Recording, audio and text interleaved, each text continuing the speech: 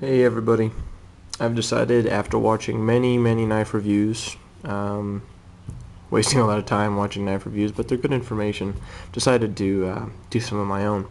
I'm going to start with my two Sebenzas. Granted, there are tons of videos already available for Sebenzas. I'm just indulging myself, see if I'll say anything that the others didn't. I have only these two. I've had several others in the past. Whittling down what I did and didn't like, what I preferred to carry, what's worth spending the money on, and I've pretty much fallen on these two. This is the new one. This is the Sebenza 21, as you can see from the new shape here. This is a large, and this is a micarta version, so it's basically one step up from the plain. And now that step up costs you about 80 bucks. So whether it's worth it to you or not, that's the difference. But if you're going to be spending near $400 on a knife anyway, I think it's worth taking that step up. Once you've made the decision to buy a Chris Reeve, you're not trying to be cheap. You're looking for the best, and that's exactly what these are. It's been argued so many different ways in so many different places why the Sebenza is or is not the best folding knife out there.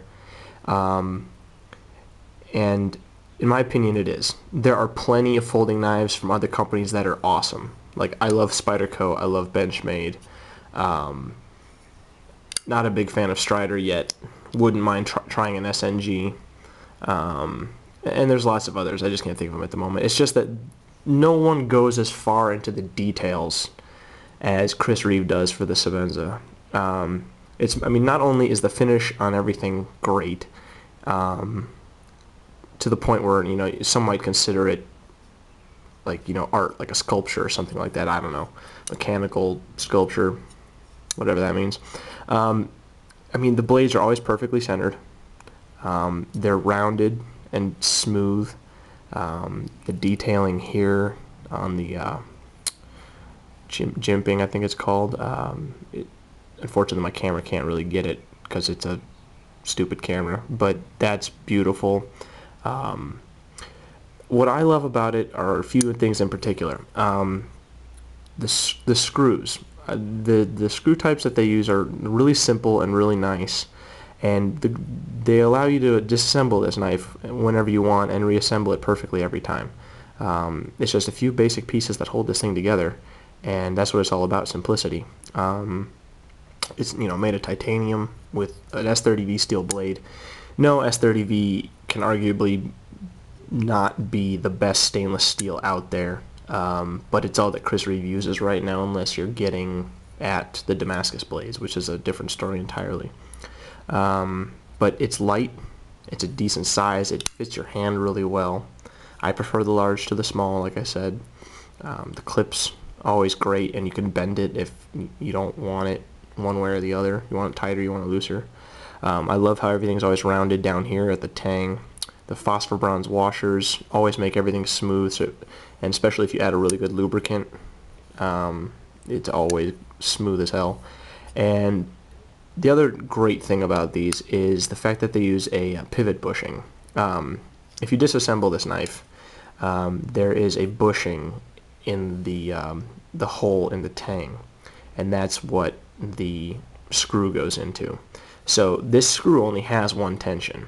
It's not like a Benchmade or a Spyderco where you can tension it to looser or tighter. This is screwed down or not screwed down, and the bushing is made to such a fine tolerance that it allows you to do that, and the blade is always going to have the perfect amount of tension on it. And innovations like that are just goes to show you what kind of quality this company puts into their products. Chris Reeve was a machinist before he made knives, so he understands what moving parts require to work properly. So that's the 21, and same story with the large regular. They don't make these anymore, unfortunately, but I did order this one right before they stopped making them.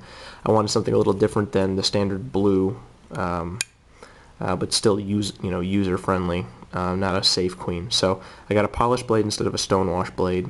I got double thumb lugs instead of single, and they're also gold instead of blue. Same with the backspacer. I prefer this shape over the 21, but only slightly. I love each equally and use both equally. I just think this blade has more belly, and it's just and the handle's more comfortable. It's just an overall better profile, and I don't understand why Chris Reeve decided to stop making this, because the only thing I can think of was they didn't want to make this and the Nums on at the same time. But I don't think the Nums on is that good of a knife. I mean, there's nothing wrong with it. I just definitely prefer the Sebenza. You can't really change perfection, and that's what they tried to do with the Nums on. And I think a lot of the Chris Reeve fans share my sentiment that it's just not worth it to buy one of those unless you just want to have everything that Chris Reeve makes. Try to get one of these instead. It's better. So yeah, one thing I appreciate the most about these knives is being able to just look at it from every angle and just see perfection everywhere I'm looking. It's so beautiful. Closed, open, it doesn't matter. These things are like pornography for a knife collector. They're just fabulous. One thing I did want to mention about the 21 is something you also see on the Nums is this new lanyard holder, which goes right in here. Sorry, trying to work with the camera. Can't really watch what I'm doing. Obviously, you have to disassemble the knife to put this in and out, it's only held in there by whatever cord you've got attached to it. It doesn't fit in there tight. So if there's no cord attached to this, it'll fall out. And I thought it was cool at first, as opposed to having the lanyard just put straight through here, which after a while it does wear on the lanyard. I thought it was cool at first, but then I just realized it moved around too much, and it always made a noise when it did. And the noise made me feel like the knife was cheap for some reason. I don't know. And then I realized that I just hate lanyards sticking out of my pocket. Sometimes the lanyards, make the knives look a little better in pictures and stuff, but as far as using, unless you are in a situation where you think your knife might fall out of your hand and be lost forever, you don't need one. And even in that case, you'd want to have one that's a loop that you can wrap around your wrist or hold in your palm while you're using the knife. The little twisted lanyards at the end are just too difficult to tie. They're just for show. So I don't bother with them anymore. I just like the knives as they are. So that's about all I have to say about the Sebenza. If you guys, disagree with me on anything, you're welcome to. I'm sure there will be lots of people who do, and lots of people who already have. Constant argument between, this and the Strider SNG. They're two different knives. I mean, they have similar locking systems, but that's about it. You're buying each one for different reasons. So I don't really see the comparison. And, people say, that they're too, expensive and too delicate to be used, and they're definitely not. That's rubbish. They are rock solid, and no, you're not supposed to use a knife to pry things open. Strider says you can, and if you want to be able to do that, buy a Strider. If you want to cut things, buy one of these. I heard someone say, if you want to use your knife, buy a Sebenza. If you want to abuse your knife, buy a Strider. And I agree with that. So these are definitely worth every penny, and every knife collector, user should have one. Alright? That's it. Thank you.